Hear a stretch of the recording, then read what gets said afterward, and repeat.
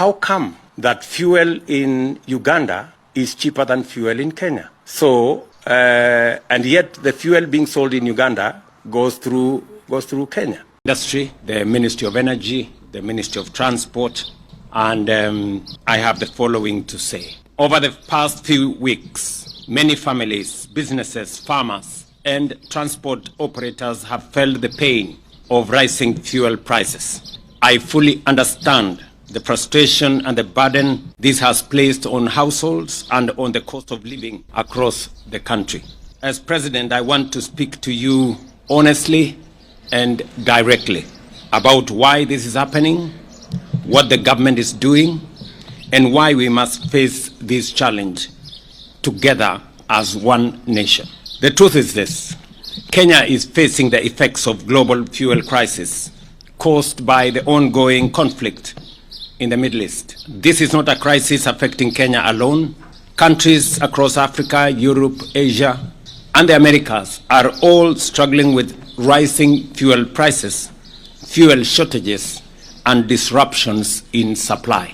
Since the conflict involving Iran escalated on the 28th of February 2026, the Strait of Hormuz, one of the world's most important supply routes, through which nearly 1/5 or 20% of global oil passes every day, has experienced major disruption.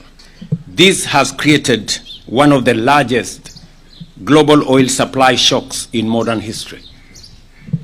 Within just weeks, global fuel prices rose sharply, with increases and prices increasing by 54% for super petrol, 118% for diesel, and 126.4% for kerosene. These increases directly affect the landed cost of fuel imported into Kenya and ultimately impacted pump prices across the country. The World Bank now projects that global energy prices will rise by 24% in 2026 alone, while the International Energy Agency has warned that global market may remain undersupplied until late 2026 or beyond. Fellow citizens, this is not a Kenyan problem alone.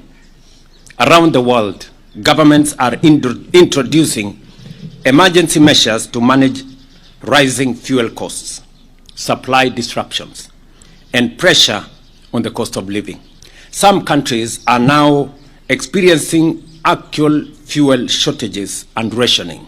Others have encouraged citizens to work from home in order to reduce fuel consumption, while some have reduced working days. Our priority as government has therefore been twofold. First, to ensure that Kenya continues receiving stable fuel supplies across the country. And secondly, to cushion Kenyans as much as possible from the full impact of this global crisis. Kenya imports all its fuel from the Gulf region. Therefore, when global oil prices rise, the impact inevitably reaches us here at home. The current fuel prices reflect the global reality. We recognize that these increases are painful and carry serious consequences for transport costs, food production, business operations, and the overall cost of living. I know that for many Kenyans, rising fuel prices are not just numbers at the pump. They reflect everyday life. They mean higher matatu fares, a farmer paying more for transport of their produce to the market, a border rider worried about their daily earnings, a parent struggling to stretch their family budget, and a business fighting to remain afloat while protecting jobs. The government of Kenya has not stood by. We have undertaken several consequential interventions. First, through forward planning, using the Petroleum Development Levy and Fund, we have built strategic financial reserves to help stabilize the market during times such as this, without disrupting the broader economy as has happened in the past. To cushion consumers from the sharp rise in global oil prices, the government has used the Petroleum Development Fund to stabilize fuel prices. In the last two pricing cycles alone, that is April, May, and May-June 2026, the government has utilized 13.7 billion to cushion consumers.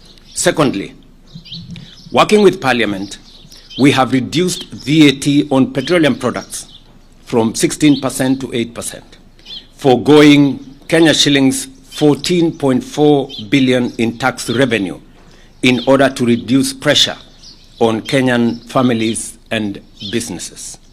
In the April-May 2026 pricing cycle, the government utilized Kenya shillings 6 billion in fuel stabilization and also forwent 6.41 billion in VAT revenue. In total, the government spent 12.45 billion on stabilizing during that cycle. That is April-May. We have spent a total of 12.45 billion. If you're in need of electrical wiring, solar installation, or electrical fittings such as strip lights, snake lights, downlighters, or chandeliers, contact Engineer Wycliffe at 0707 476602 and he'll get your house dapped up.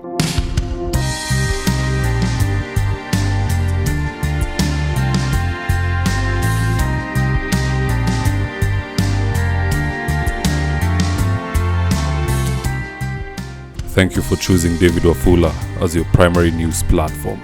We put countless hours in research, recording, and editing. By showing up each and every day to watch our videos, you encourage us to generate more videos for the viewers. We are on a mission to inform, educate, and build a better tomorrow. To our thousands of followers in a world full of presidents, kings, and queens, you are the real gem. Adios.